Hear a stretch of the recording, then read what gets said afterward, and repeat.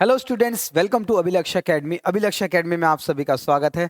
और आज हम स्टार्ट करेंगे रेशियो प्रोपोर्शन का पार्ट 4।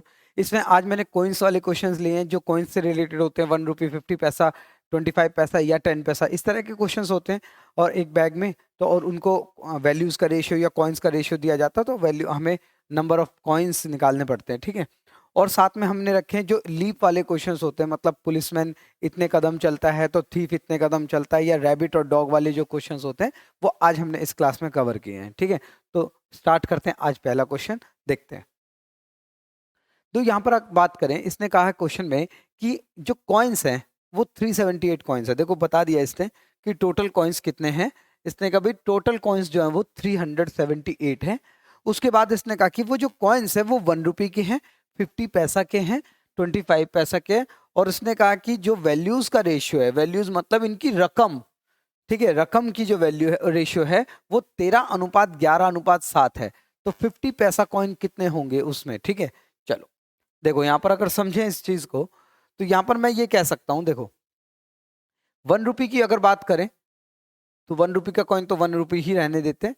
अगर मैं 50 पैसा की कॉइन की बात करूं तो क्या मैं इसको 1/2 लिख सकता हूं, क्योंकि 50 पैसा का मतलब 0.50 होता है, ठीक है। अगर मैं इसको फ्रैक्शन में बदलूं तो मैं ये कह सकता हूं ये फ्रैक्शन क्या है, 1/2 है, ठीक है। फ्रैक्शन में लिख लेते हैं, कैलकुलेशन थोड़ी सी आसान रहेगी हमारे लिए। और एक कॉइन है हमारे पास 25 पैसे का, मतलब 25 पैसा मतलब 0.25, ठीक है। अगर मैं इसको फ्रैक्शन में करूंगा तो कहीं ना कहीं 1/4 आ जाएगा, ठीक है। तो फ्रैक्शन हमारे पास 1/4 है, ठीक है। कॉइन बना लिया, क्योंकि अगर मुझे मल्टीप्लाई करना पड़ा किसी वैल्यू से तो मैं फ्रैक्शन से कर लूँ। हो सकता है ये 2 से डिवाइड हो जाए, कोई वैल्यू क्या 4 से डिवाइड हो जाए, ठीक है। चलो यहाँ पर बात करते हैं।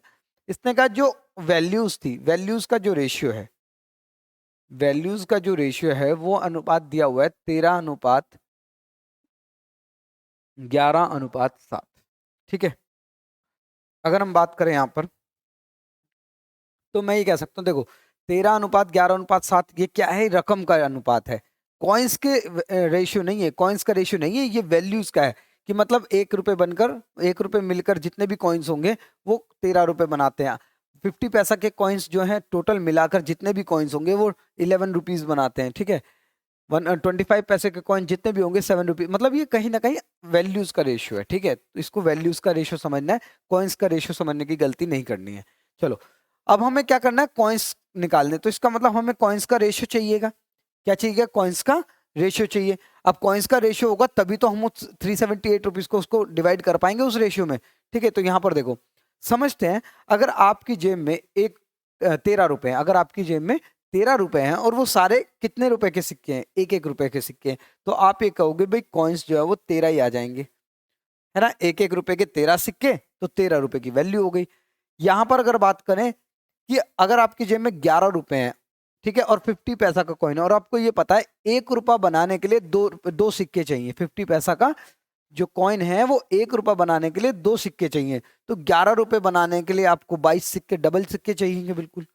ये ध्यान रखो, 1 रुपया बनाने के लिए 50 पैसा के दो सिक्के चाहिए, क्योंकि 50 पैसा 100 पैसा मतलब 1 रुपये बनता है, ठीक है। इसी तरह से अगर मैं बात करूं, 1 रुपया बनाने के लिए 25 पैसे के कितने कॉइन्स चाहिए, हमने कहा 4 चाहिए। इसका मतलब 4 गुना सिक्के चाहिए, जितनी वैल्यू है उसका 4 गुना।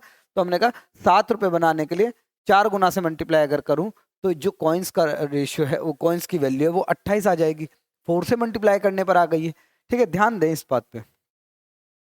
अब यहां पर अगर मैं बात करूं, मेरे पास कॉइन्स का रेशियो आ गया है 13, 22 और 28। अगर मैं इन सभी को ऐड करूं, 8 और 2 10, 10 और 3 13, ठीक है जी। और यहाँ पर 5 और 1 6, 63 रुपए की वैल्यू, मतलब 63 रुपए का क्या रहा है इनका टोटल, 13, 22 और 28। मतलब अगर 13 सिक्के ये होते, 22 सिक्के होते, 28 सिक्के होते, तो टोटल मिलाकर 63 सिक्के होते। लेकिन सिक्कों की वैल्यू जो है वो कहीं ना कहीं 378 है। तो इस 63 को किससे मल्टीप्लाई करूं जो 378 आ जाए, ठीक है। समझ रहे हो बात को।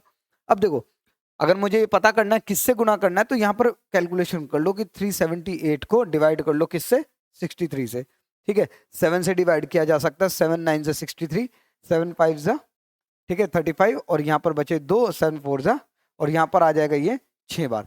इसका मतलब जो आंसर है हमारा यहाँ पर 6 गुना होना चाहिए। मतलब 63 का 6 गुना 378 है। तो यहाँ में क्या चाहिए, यहाँ पर हमें 50 पैसा कॉइन्स की वैल्यू चाहिए, 50 पैसा। तो मैं इस 50 पैसे कॉइन्स के रेशियो को भी 6 ही गुना कर दूंगा और ये आ जाएगा 2 छिक 12, 2 छिक 12 और 1 13, कहीं ना कहीं 132 सिक्के होंगे और ऑप्शन नंबर ए आपका करेक्ट हो जाएगा। ठीक है, ध्यान दे, ये बिल्कुल आपको ध्यान रखना है क्या कि अगर वैल्यूज का रेशियो दिया है तो आपको कॉइन्स का रेशियो निकालना पड़ेगा, अगर कॉइन्स का रेशियो दिया है तो आपको वैल्यूज का रेशियो निकालना पड़ेगा। ठीक है, क्योंकि अगर कॉइन्स दिए हैं तो कॉइन्स के रेशियो की जरूरत पड़ेगी, क्योंकि कॉइन्स को ही आप उस उनको जो डिवाइड करोगे वो कॉइन्स के रेशियो में डिवाइड करोगे। अगर वैल्यू दी हुई है तो फिर वैल्यूज के रेशियो में डिवाइड करना पड़ेगा। ठीक है, तो कहीं ना कहीं आपको ये चीजें ध्यान रखनी पड़ेगी छोटी छोटी। यहां पर एक क्वेश्चन क्या है कि a few coins of denominations 50 पैसा, 25 पैसा एंड 10 पैसा इन द रेशियो 1:2:3। ठीक है, यहाँ पर अगर हम बात करें तो इसने कहा कि भाई एक लड़के के पास 50 पैसे, 25 पैसे और 10 पैसे के मूल्य वर्ग के कुछ सिक्के हैं जो कि 1:2:3 में है। ये सिक्कों का रेशियो दिया हुआ है।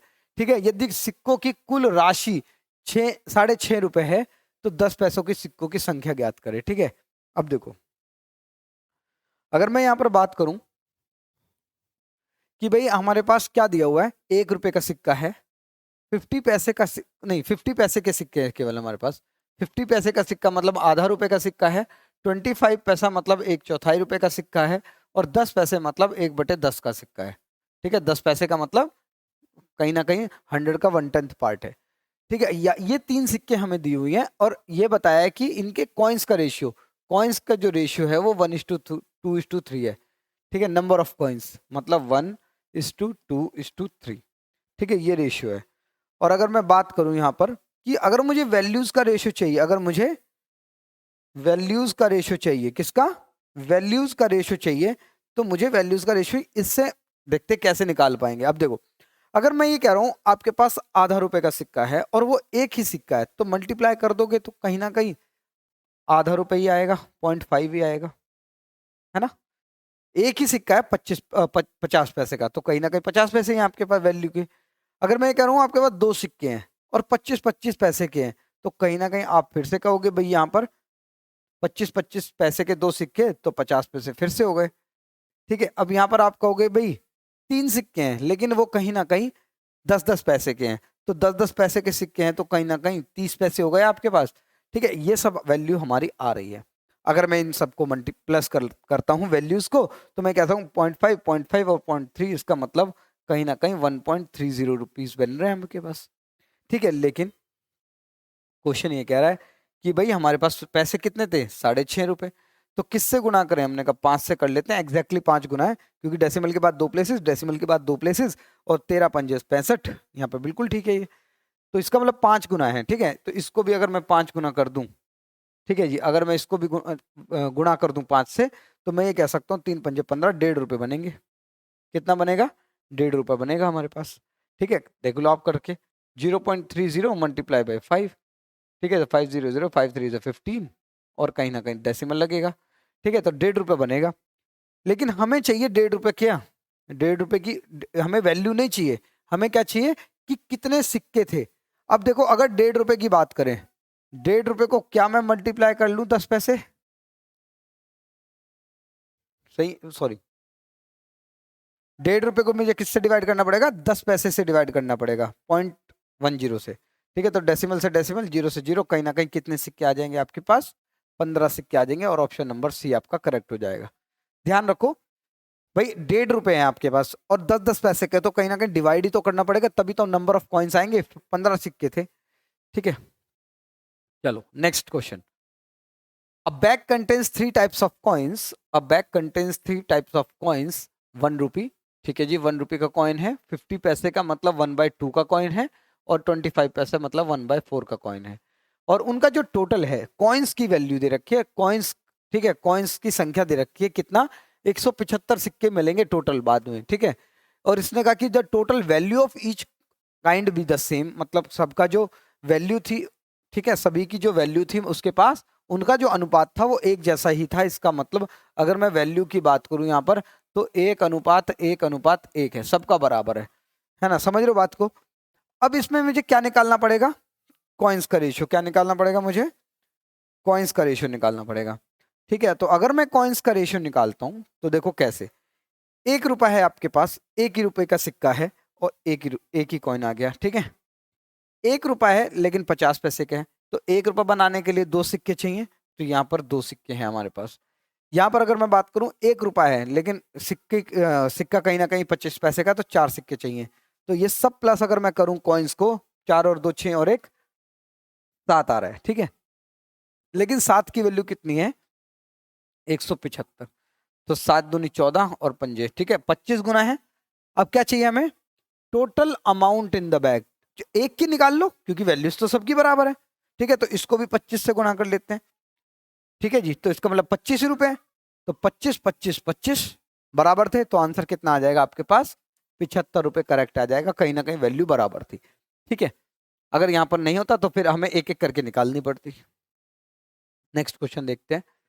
अ बॉक्स कंटेन्स 280 कॉइन्स ऑफ ₹1, ठीक है। ₹1 50 पैसा मतलब 1/2 और 25 पैसा मतलब 1/4, ठीक है।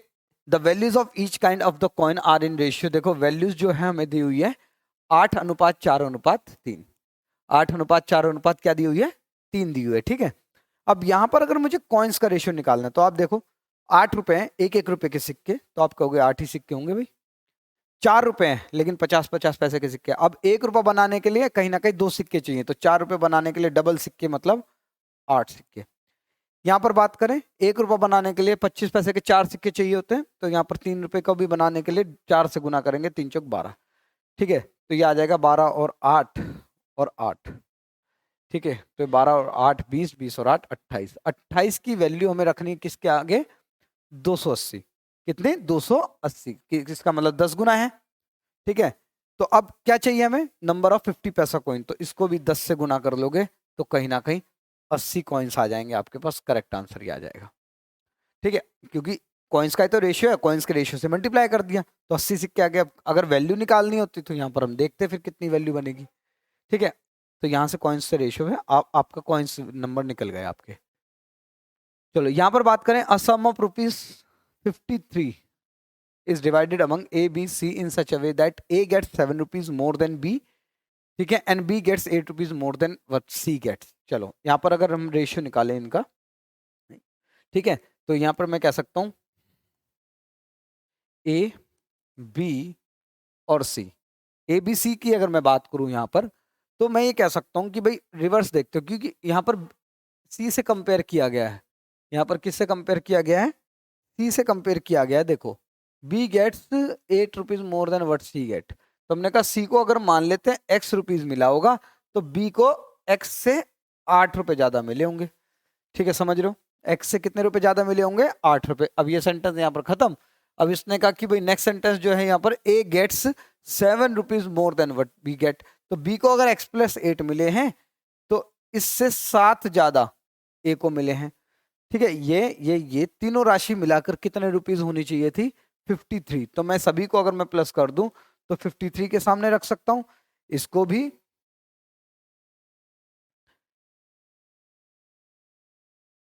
देखो इसको भी और इसको भी अगर मैं सभी को प्लस कर दूं तो किसके सामने आना चाहिए? वो 53 के सामने आना चाहिए, ठीक है। तो यहां पर आ जाएगा x x x 3x, ठीक है। 8 और 7 15, 15 और 8 23, और ये किसके सामने? 53। तो 3x की वैल्यू कहीं ना कहीं 30 और x की वैल्यू कितनी आ जाएगी? 10।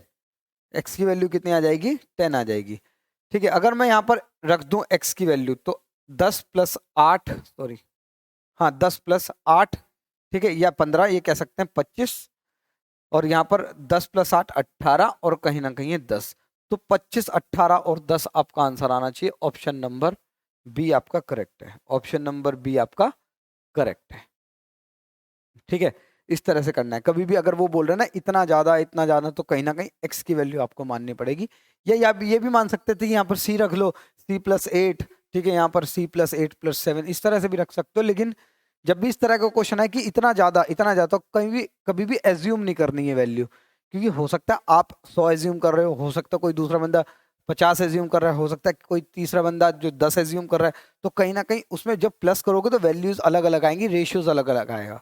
रेशियोज में तभी वैल्यू को एज्यूम, रेशियो को तभी एज्यूम करते हैं जब कहीं ना कहीं इतना गुणा या इतना गुना या इतना डिवाइड कर सकते हैं, ठीक है। गुणा और भाग में तो एज्यूम किया जा सकता है रेशियो को, लेकिन जब नहीं है ऐसा गुणा भाग जोड़ना घटा है, तो यहाँ कहीं ना कहीं आपको ये एक्स वैल्यू माननी है, तभी एक्स में कुछ ना कुछ प्लस या कुछ ना कुछ माइनस कर सकते हो, ठीक है। इस चीज का आप बिल्कुल ध्यान रखें, सवाल बहुत ही आसान है। चलो अब यहाँ पर आ गए वो कदम वाले कि इतने कदम चलता है तो ये इतने कदम दूरी तय करता है, ठीक है। तो यहाँ पर क्वेश्चन देखते हैं कि policeman started to chase the thief, ठीक है, when the thief goes 10 steps and policeman moves 8 step. ये ध्यान रखना है आपको, ठीक है, कि पुलिस कितना चलती है और थीफ कितना चलता है। थीफ 10 स्टेप चलेगा और पुलिस जो है वो कहीं ना कहीं 8 स्टेप चलेगी। अब इसने कहा कि 5 स्टेप ऑफ पुलिस, देखो 5 स्टेप्स ऑफ पुलिस डिस्टेंस की बात कर रहा है, तो बराबर है 7 स्टेप्स ऑफ थीफ। तो इसका मतलब कहीं ना कहीं पुलिस और थीफ की जो डिस्टेंस है एक लीप की, वो कहीं ना कहीं 7 और 5 है। मतलब पुलिस की अगर 7 मीटर तय करती होगी, ठीक है, तो थीफ जो है 5 मीटर तय करता होगा एग्जाम्पल के तौर पर, ठीक है। इतनी उसकी डिस्टेंस है एक लीप की, मतलब एक कदम की अगर मैं बात करूं, ठीक है। एक कदम यहां से चला, पुलिस ने 7 रखा, और एक कदम अगर थीफ चल रहा है तो 5 मीटर, ठीक है।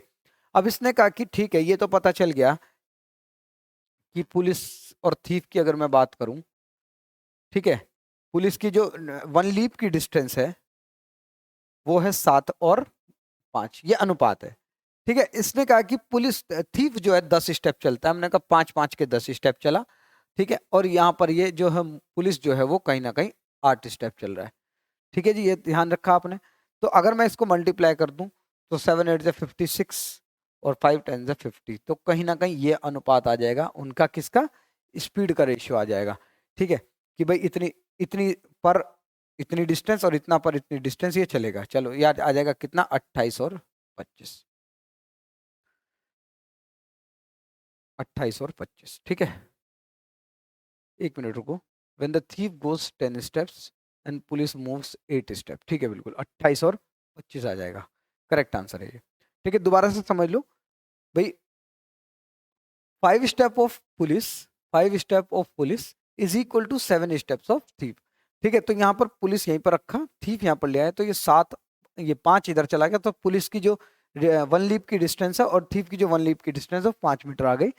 पुलिस 7 मीटर चल रहा था व्हेन द थीफ गोज 10, ठीक है, और पुलिस वैन 8, ठीक है। तो पुलिस की जो डिस्टेंस थी वो 7 थी, 7 7 से 8 चला, ठीक है, और यहाँ पर इसकी डिस्टेंस 5 थी, 5 5 से 10 चला, तो कहीं ना कहीं 7 8 से 56 और 5 10 से 50, कहीं ना कहीं 28 और 25 का अनुपात आया, ठीक है। तो ये आपका आंसर आ जाएगा आप करेक्ट, 28 और, ठीक है। चलो आगे बढ़ते हैं। Tom is chasing Jerry in the same interval of time, Tom jumps 8 times while Jerry jumps 6 times. ये बाद में बात करेंगे, पहले डिस्टेंस की बात करते हैं 1 लीप की। टॉम की जो है 7 jump is equal to the distance of Jerry के 5 जंप। तो टॉम और जेरी का अगर मैं रेशियो निकालूं तो 5:7 आ जाएगा, मतलब जेरी 5 डिस्टेंस चलेगा तो टॉम, सॉरी 7 डिस्टेंस चलेगा तो टॉम जो है वो 5 डिस्टेंस चलेगा, ठीक है। तो टॉम यहाँ पर लिख लेते हैं, और जेरी, अगर 1 लीप की डिस्टेंस है, एक कदम की जो दूरी है वो टॉम की तो 5 है और जेरी की कितनी है, 7 है। तो इसने कहा कि भाई टॉम जो है वो 8 जंप लेता है, हमने कहा ठीक है, 8 से गुना 40, ठीक है। और जो जेरी है वो 6 गुना जंप लेता है, ठीक है, हमने कहा 7 8 जा, तो 6 7 जा 42, कहीं ना कहीं जब आप इसको काटोगे तो 20 और 21 आ जाएगा, और आंसर आ जाएगा ऑप्शन नंबर डी करेक्ट, ठीक है। पहले आप ये देख लो किसकी दूरी कितने के बराबर है, तो 1 लीप की डिस्टेंस रेशियो में निकल जाएगी ये वाली, ठीक है। उसके बाद जितना वो कदम चल रहे हैं उससे आप मल्टीप्लाई कर दो, आंसर सीधा सीधा आ जाएगा बस। चलो यहां पर बात करें, are cat takes 5 leaves for every 4 leaves of the dog, ठीक है।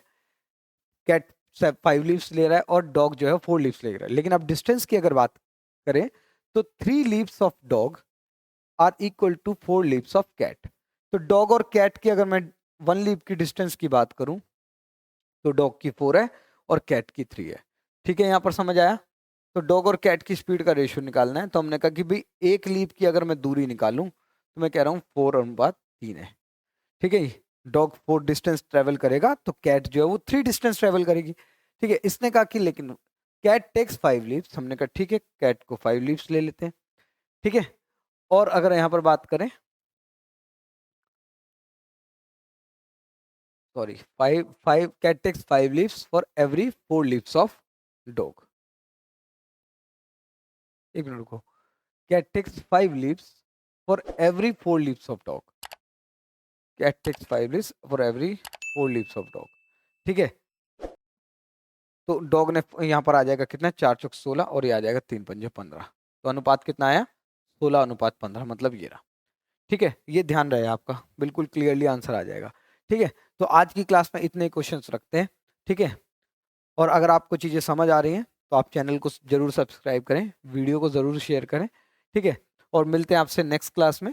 अगर आपको कोई भी डाउट है तो आप टेलीग्राम ग्रुप पर आप उसको फोटो क्लिक करके आप उसको पुट ऑन कर सकते हैं, आपको कहीं कहीं ना कहीं सॉल्यूशन जरूर मिल जाएगा। ठीक है, तो मिलते हैं आपसे नेक्स्ट क्लास में। Thank you.